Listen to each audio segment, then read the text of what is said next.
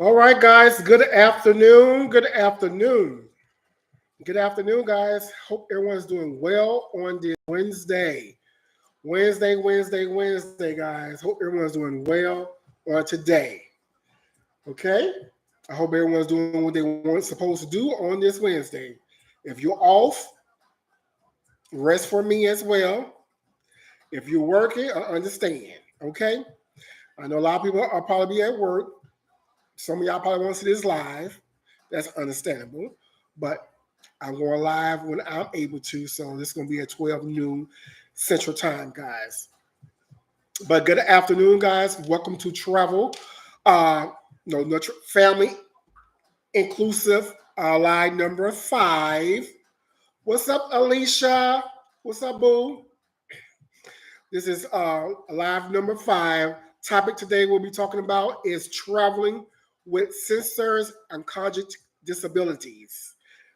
Um, on my group, I know a lot of y'all saw my post. I posted this Monday on the tips resources. So I'm going more in detail with the tips and resources today on the live. Excuse me how I sound, but my sinus is draining. They are horrible since the last couple of days. Okay, so I want to go with the tips. I know I gave y'all some tips, but I didn't go in details with the tips. But planning sensors friendly environment and activities for individual, particularly those whose sensors processing differences, such as sensors activities requires attention to detail that can minimize overwhelming, stimulant, and promote comfort. Now, here go the tips I gave y'all guys. The first one is understanding individual needs. Now, under this tip, I have two categories that you need to understand. The first category is assessing the group sensitivities. Now, this determines which sensors are most sensors for an individual in the group. It could be noise, light, touch, or smells. Some may be overwhelmed by loud sounds, while the other may struggle with bright lights or crowd spaces. Yes, so we need to understand each other's trigger points because everybody's disabilities are different, and we need to understand what caused those things to trigger for them, especially if we're doing a long road, one vehicle for over 4 hours. So you need to understand their sensibilities for them. The second one is create a sensitive profile. You want to gather information from families about specific triggers or sensitive needs to tailor activities accordingly. Yes, you must do. Okay, hey, what trigger Marco? Because I want to make sure we go on this trip. I want to know what makes him mad, what makes him want to cut up in the vehicle if he hear this or anything. So yeah, you need to find out from family members or their parents. Let you know, okay, he don't like this. If the music too loud, he don't like this. He might start doing crazy stuff on the trip. So you got to be aware of asking parents or caregivers is they trigger points when we're traveling. It could be in the airport. Something in the airport that trigger them make them go crazy, make them act a fool, make them not happy. So we got to figure out all these trigger points that they will not be successful in traveling. Number 2 is vineyard selections. I have some of the vineyard selections, quiet spaces. You want to find quiet spaces, like choose vineyards that are often quiet and designed calm areas where individuals can retreat if they feel open. Exactly. So you got to think about all that. Leave my water alone. Leave my water alone. Then control over stimulants. You want to select a location where sensitive elements can be controlled or reduced. For example, museums or theaters that offer sensitive friendly hours with reduced lightings and sounds. Yes. Mostly disciplined kids, they get excited, they hear noise, a loud crowd, they get more excited, they start running around, they get moving their hands, or so you got to figure out what things can calm them down. And this will help us as we travel.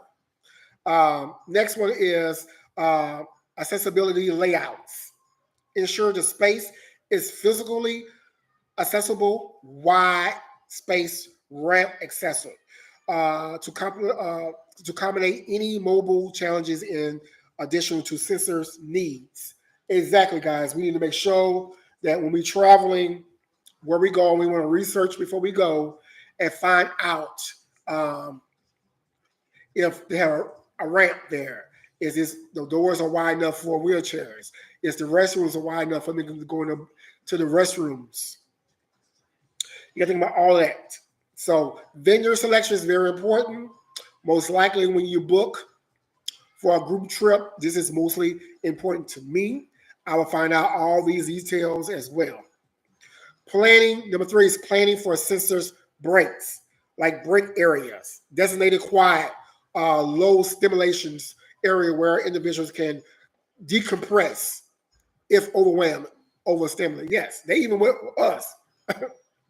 We want a rest stop. We want a break. We want to use a restroom. We want to decompress as well. So you want to try to find these quiet areas. You want to go to a rest stop where it's packed. Everybody there. So you got to try to weed out those rest stops that is mostly normal for regular people. So yeah, so those are the 3 things under venue selection. You want to get down because you're being too busy.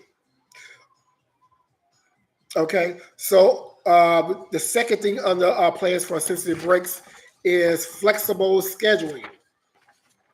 You want to allow for flexibilities so participants can take breaks when needed without feeling pressured to follow a schedule. Oh yes, a lot of disability people cannot be still and be in one spot for so long.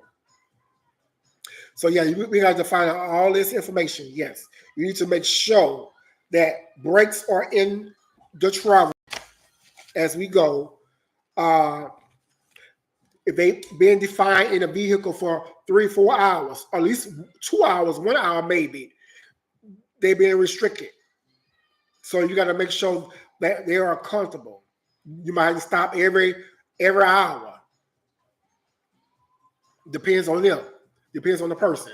So we got to figure out those triggers. That's why it's important before we leave to know everybody trigger points to before we go on a trip. If you're doing a group trip together, and we have a lot of wheelchairs we have 3 or 4 vans, and they all constricted in this one spot. Yeah, they will want to get out. You have to take breaks. I mean, even restroom breaks.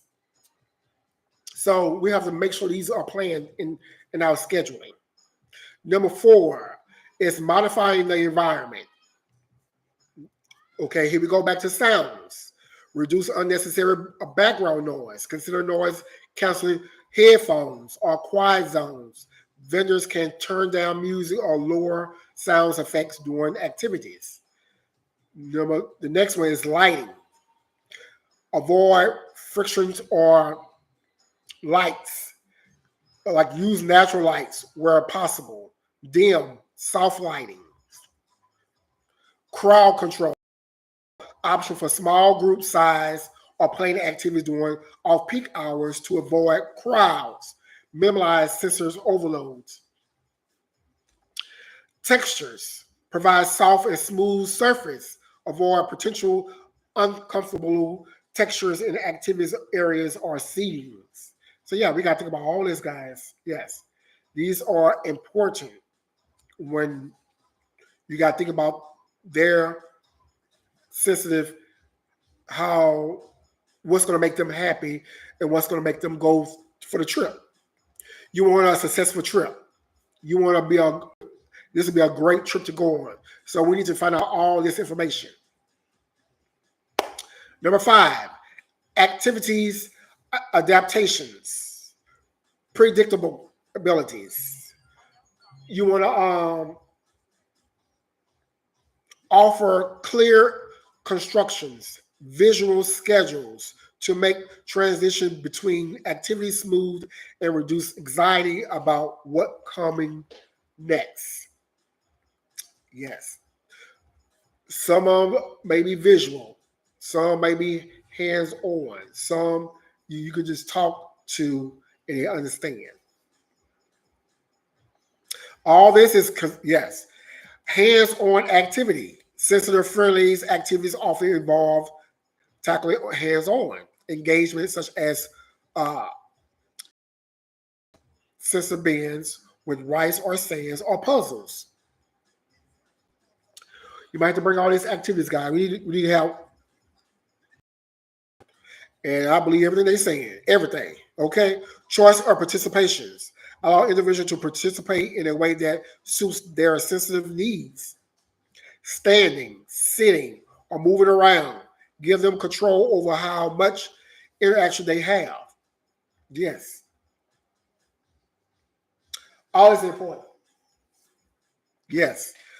Number 6, training staff and volunteers. Yes, this is important.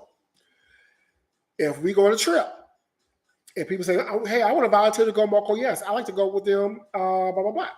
They need to be trained. Don't just say because you want to volunteer, you don't know nothing about disabilities or anything about these kids, persons. You need to have some kind of background on caregiver or helping people with disability. Okay, sensitive training. Ensure staff or volunteers are trained to recognize signs of sensitive overload or how to respond calmly and supportively. They should be able to assist with sensitive tools like weights, blankets, or frigid toys. Yeah. So they need to know how to use these items in case of things get out of control. They can be able to help these people if they get unhappy. Communication, of course. Staff should use clear, concise, calm communication. Understand nonverbal clues to help individuals who may struggle with verbal communication. Yes, all that good stuff. They need to know. If you want to volunteer and go on these trips with your people, you need to make sure you know your stuff before you go on any trip. Okay? Number 7, sensitive tools or resources. Sensitive kits provide ensure participants to bring sensitive kits with items like noise counseling, headphones, sunglasses, frigid toys, weight blankets, or vests. Now, some people might need vests, guys. Yes, I understand. You might just strap them up. That's the only reason they'll be still. Some may need to be strapped down. So this is important. Or for us to have a good transition, a good smooth ride without any interruptions.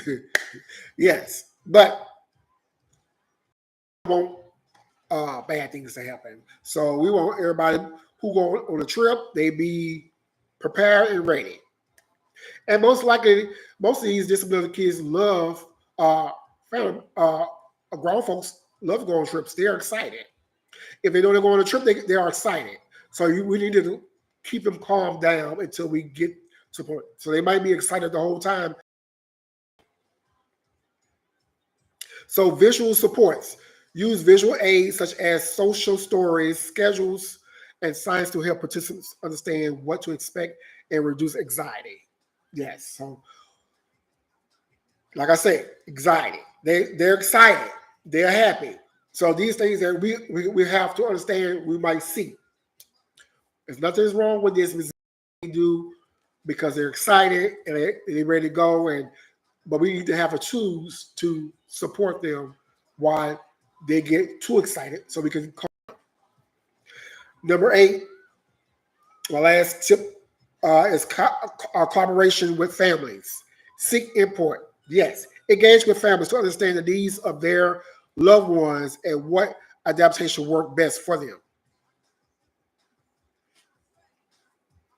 Yes, we need to find out all kind of information. We need every information we need to know about how or their partner, whoever we go with. Provide resources, share information about what sensitive friendly options are available at the venue and how families can prepare their children in advance. Yes. So those are my 8 tips that I gave y'all this week. So I went more in details with you just now, letting you know what goes under those 8 tips. So yeah, you want to know this is important. Planning a sensory-friendly environment of activities. Yes. Yeah, so that's it for my tips, guys. Okay, next will be the resources. When planning or coordinating travel for families with cognitive disabilities, safety and comfort are key priorities. Here are some resources to ensure a safe and comfortable experience. Number 1, preparation and familiarities. So first thing you want to do is pre-trip planning. Share detailed information about the trip in advance, include schedules, locations, and sensitive experience that may encounter. Create a visual schedule. Like I talked about the tips last, you'll create a visual schedule. You want to use video, you want to use visual aids like pictures, videos, or destinations or recommendations, activities with familiarize with family members with what to expect. And then you want to do role playing scenarios. Practice common travel situations like going through airport security, waiting in lines, dining at restaurants to reduce anxiety. Yeah. Most likely, they probably already been role playing this with their family members already. But if they have not done this before, yes. If we go out to eat or just like this, and they never been sitting in a line for food, yes, this might be some anxiety for them. So we got to look for that. Number 2 is customized accommodations. Sensitive needs, like I say. Choose environment with quiet spaces, rules where families members can relax. We need to find out about allergies, dietitians restrictions, plan meals that accommodate diet needs. Of course, yes, this is important because everybody can't eat the same thing. So I'm about to call him again. I'm on live. So yeah, so all these things are important. Rest breaks, like I say, we got to do rest breaks. So customized accommodations, sensory needs, allergies, diets, rest breaks. Number 3 will be safety measures. Wearables, IDs, family members with conjugal disability with wearable identification bracelets, tags containing their names, contact informations, medical details. So we need to know all this, guys. Tracking devices. Use a GPS tracking device, especially for individual prior to wanderers, like the ones who want to go off by themselves. If we're not paying attention to them people, we got to pay attention because if you're in a group and somebody walk off, the tracking device come in handy. Okay? Booking systems. Assign money to each family members with disability. Yes. Ensure they have someone with them at all times. Exactly. Number 4, communication tools. Nonverbal aids. Carrier communication device, picture boards, apps for non-verbal travelers to help them express their needs. Yes. Clear and simple instructions. That's right. Very clear and simple. Use simple language, direct instructions, communication, break down steps to help them understand what expect at each stage of the trip. Yes, this is very important. We can't do like we do. We already know we could catch on whatever. They will get it frenzied, get anxiety. So we have to let them know every move we making. Hey, next is we going to Disney. Next we're going to Epcot. We're gonna be at Epcot. We're gonna do this at Epcot. So we got to be very clear and precise on what we tell them for instructions. What is next to happen on the trip? Travel adaptations, travel documents, very important. Carry documents such as medical reports, diagnosis notes to explain the individual needs in case you need assistance for airline, hotels, and staff. Exactly. What is you crying for, boy? Huh? Why is you crying? Y'all, my little dog here is so spoiled. Spoiled right. So, you know, documentations of their medical history, all kinds of stuff like that. We need to know about all that. Everywhere we go, we need to have that in case of emergency happen. We have their medical record. We know how to proceed from that point. Pre-boarding assistance. Contact airlines, train companies, of course, bus lines ahead of time to request pre-boarding and any required special assistance during transit. Of course, we got to do that before we go on a trip. We got to let them know, hey, I got some disabled people, wheelchairs, walkers. I have all this. So ahead of time. Familiar comfort items. Bring along favorite items such as toys, blankets, snacks that can provide comfort and reduce anxiety in a familiar environment. Yes. We gotta make them feel like they still at home, they okay. Bring their favorite toy. Bring something that's gonna make them feel comfortable. Okay? Number 6, emergency preparedness. Okay. Emergency plan, like I say, we will have emergency plans, develop an emergency plan for situations like family members getting lost or medical emergency. Share this plan with all caregivers or companions. First aid kit, of course. Accessible medical care. We research where we're going. Healthcare facilities at the destination and ensure they are accessible if required. Yes, we need to make sure that where we go, if we go overseas, we go to Africa, if we go to London, we need to make sure that we research these hospitals in the area to figure out if they are capable for these people. If not, we got 5 somewhere else to go. We can't. I'm not gonna bring them out over there and they can't get help in case they get sick or whatever. So no. Number 7, staff and volunteer training. If you travel with a group or stay at a venue with staff, interaction ensure that they are brief on how to support individuals with their conjugate disability, including managing sensitive overload, communication barriers, and unexpected behaviors. Yes, sensitive-friendly experience. Choose or request sensitive-friendly experience at museums, theme parks, or other attractions. Many places offer quiet hours or reduced light noise options for visitors with disability. Yes, so those are my 7 resources. Prepare for familiarizing customer accommodations, safety measures, communication tools, travel adaptations, and emergency preparations. So yeah. Yeah, guys. So those are resources. So yeah. So yeah, so uh, here are some things else I pulled up that I think was very important as well. Managing census overload in busy and crowd places is crucial, especially with coordinated trip for families with disability.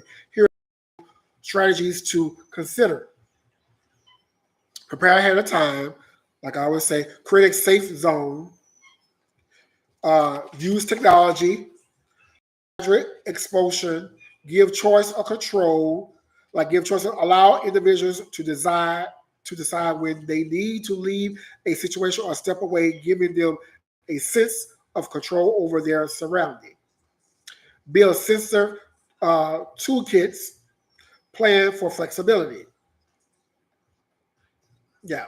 Like gradually expose, if a person is not used to a crowd, gradually expose them to a larger group and control environment. Start with small, calm gathering, building up to busters places. Like technology, crowd, monitor apps, GPS tracking. Yes, we need all that. So yeah, so those I thought that was very create a safe zone, just like you want to make sure they're get away from the crowds. A corner, take everybody to a corner where it's quiet. They don't have to worry about all this going on over here, whatever. So yeah, so that's my live for today, guys, on uh, travel with sisters or cognitive disability for this week, or week 5 live. Uh, so yeah, so you just go to my group or Facebook. Resources are there. They are free for you. You could just write them down if you need to.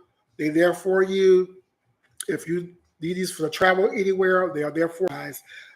So yeah, so that's my uh, week 5. So now I'm gonna get ready to do week 6. It will be involving the whole family and travel plans. That will be about week 6. So yeah, so that's for next week or week 6. If you have any questions, any concerns, please go to my Facebook page. You can DM me, text me, whatever. If you have more questions or you want to add to this, uh, travel with sisters or cognitive disabilities to help people to have a better trip, to go away, be happy, come back being happy. Okay, I know it's gonna be a little struggle every now and then, but to make a trip more successful, we have all these resources as positive as possible. Okay, so those are some of the tips and resources I gave y'all for this week. So that's it for today live.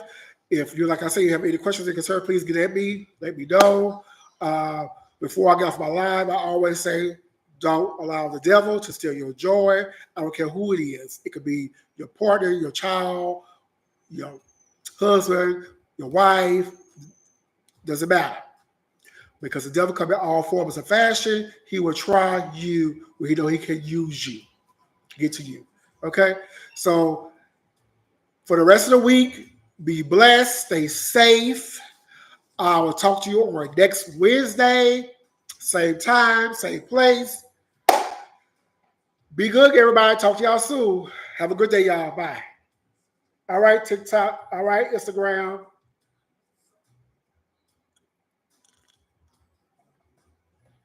All right, Facebook.